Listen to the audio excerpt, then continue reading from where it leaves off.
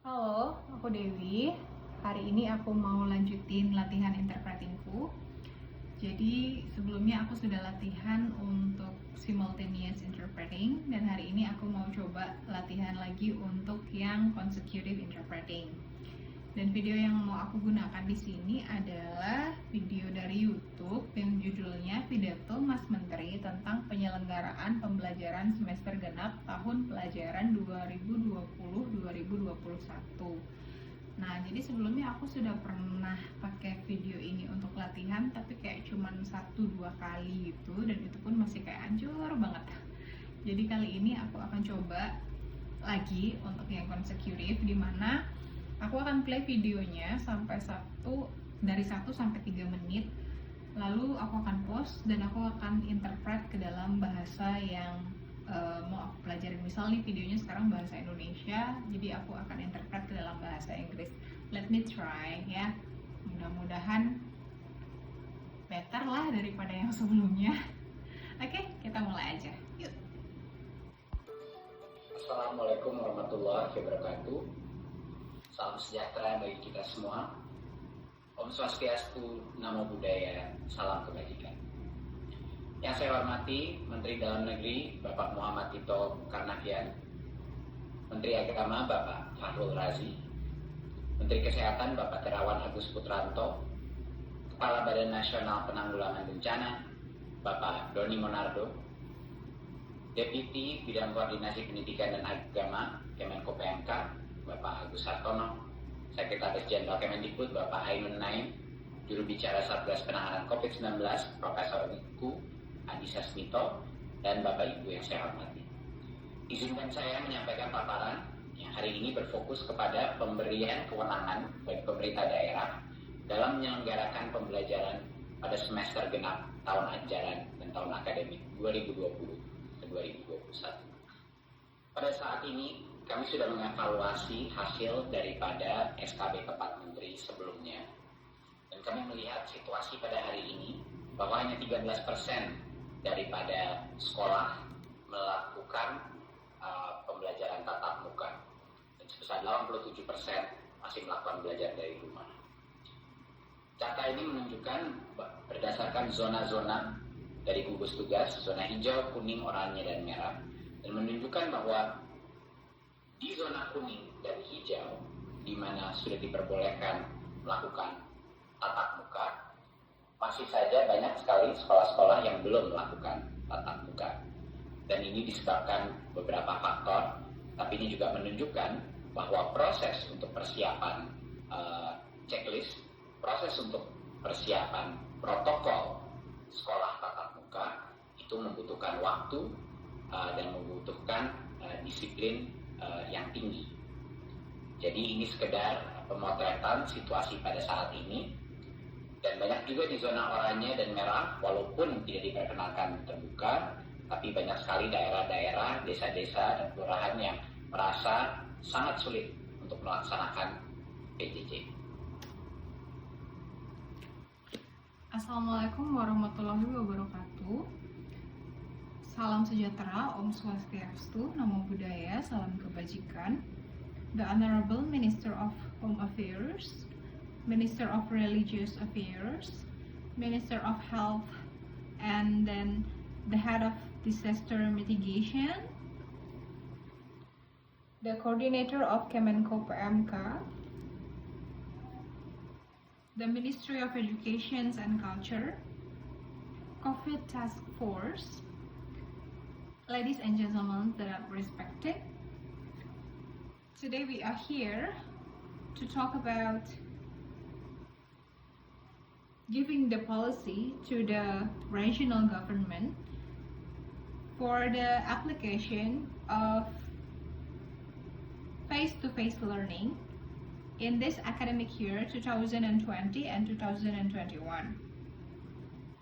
Based on the data on SKB 4 and its evaluations, it shows that 30% of schools do face-to-face learning and 87% of schools still do the distance learning.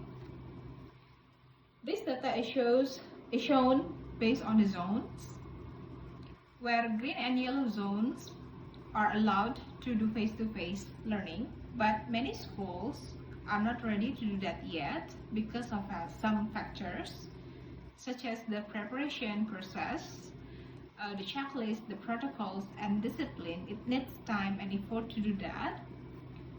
And for the red and orange zones as well, it's quite hard to do the long distance learning.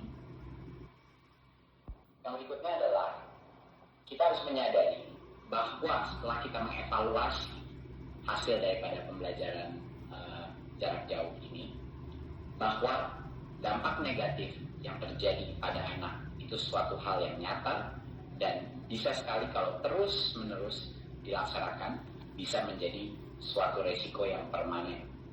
Resiko pertama adalah ancaman putus sekolah, di mana banyak sekali anak-anak yang harus bekerja atau didorong sama orang tuanya untuk bekerja, dan ini berhubungan dengan situasi ekonomi yang tidak memadai. Banyak juga orang tua yang tidak bisa melihat peranan sekolah dalam proses belajar mengajar kalau ini dilakukan secara daring. Dan ini juga menimbulkan banyak sekali orang tua yang skeptis bahwa PJJ ini adalah suatu hal yang benar-benar berperan dalam pendidikan anaknya, sehingga banyak anak juga dikeluarkan dari sekolah, dan resiko ini akan meningkat semakin lama. Kedua adalah berbagai macam resiko kendala tumbuh dan kembang. Kita sudah mengetahui bahwa di daerah-daerah di mana semakin sulit melakukan PJJ, kesenjangan antara pencapaian pembelajaran di daerah-daerah tersebut dibandingkan dengan daerah-daerah yang lebih mapan dan di kota-kota semakin melebar. Dan tentunya pertumbuhan anak-anak kita juga menjadi resiko yang sangat besar.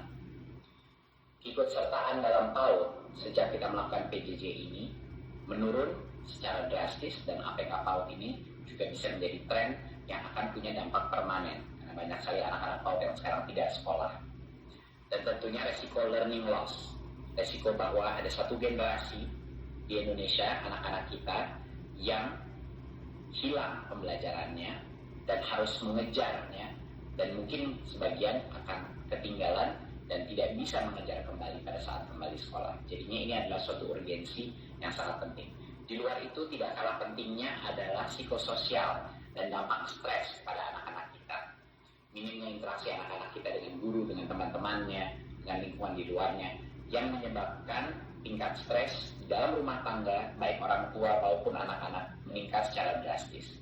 Dan ini akan punya dampak permanen juga kepada psikososial anak-anak kita. Seperti yang kita tahu, tidak ada yang namanya pembelajaran tanpa keamanan, perasaan keamanan dan harmoni psikologis dari anak-anak kita. Dan tentunya peningkatan insiden-insiden kekerasan yang terjadi di dalam rumah tangga juga meningkat, dan ini harus menjadi.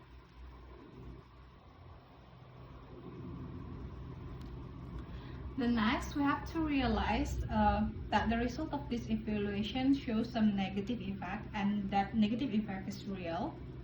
If it's continue, it can make or it can show some permanent risk. For example, the students can drop out and they are pushed by their parents to work during this time, and parents also cannot see the school role when they do the distance learning. It also influences the students' growth and development, where the study achievements can make some big gaps, and it can make the big risk, like students cannot do the distance learning, and there is also the learning loss, where there is one gap in one generation and they can feel that they are left behind. Another risk is just like psychosocial stress and minimum interactions. And the stress is not only on students but also on their parents. Study should be safe, and if this happens, study can be not safe anymore, and there will be some kind of violence. Berarti pemerintah pada hari ini melakukan penyesuaian kebijakan.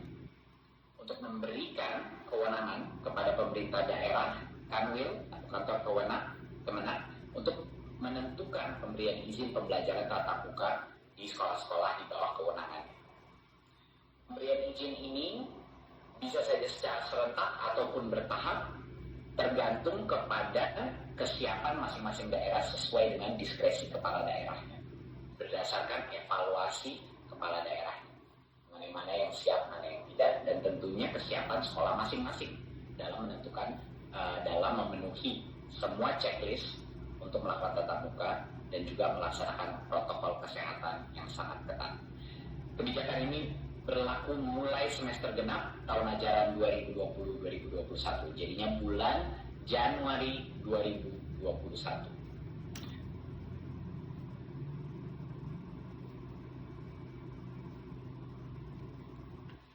In this case, the government do some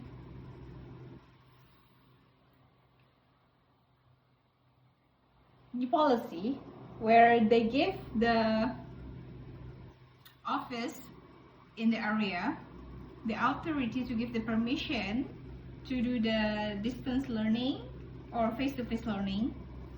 Whether the face-to-face learning will be held together or step by step, it depends. Based on the readiness of the school itself and based on the evaluation conducted by the head of the government that has the authorities to do that, and it can be started from January 20. Oke, kayaknya aku udahan ya untuk latihan interpretingnya karena kepalaku kayak mau meledak untuk bahas video ini sampai akhir. Ini videonya originally 19 menitan dan aku kayak baru 10 menit aja udah gila sih, capek, pusing. Karena kalau konsekutif ya, itu kita harus tulis kan, belum kita nulisnya, belum kita mikirnya mau ngomongin apa, belum kita ngedengerin apa yang disampaikan kan. Dan entah kenapa aku ngerasa lebih enjoy yang simultaneous kemarin yang aku upload video latihan pertama itu. Jadi kalau misalnya ada yang ngomong, kita langsung ngomong plak gitu kayak di conference mungkin ya. Tapi kalau simultaneous, konsekutif yang barusan, nggak tahu ya, aku ngerasa otakku nggak nyampe. Tapi nggak apa-apa, aku akan latihan lagi. I don't know, maybe tomorrow, maybe the day after tomorrow, let's see. So, thank you so much buat teman-teman yang sudah nonton kegabutanku ini. Thank you udah kasih aku support. Thank you udah sayang sama aku. Karena aku anggap support kalian itu rasa sayang ya, dalam artian aku harus bisa lebih baik dari yang kemarin, and so on and so forth. Udah, sebelum kemana-mana aku ngomelnya, curhatnya, ceritanya. Ini udah malam, udah jam 11, 22.59 ya. Ya jam 11 udah bener. So have a good night everybody, bye bye.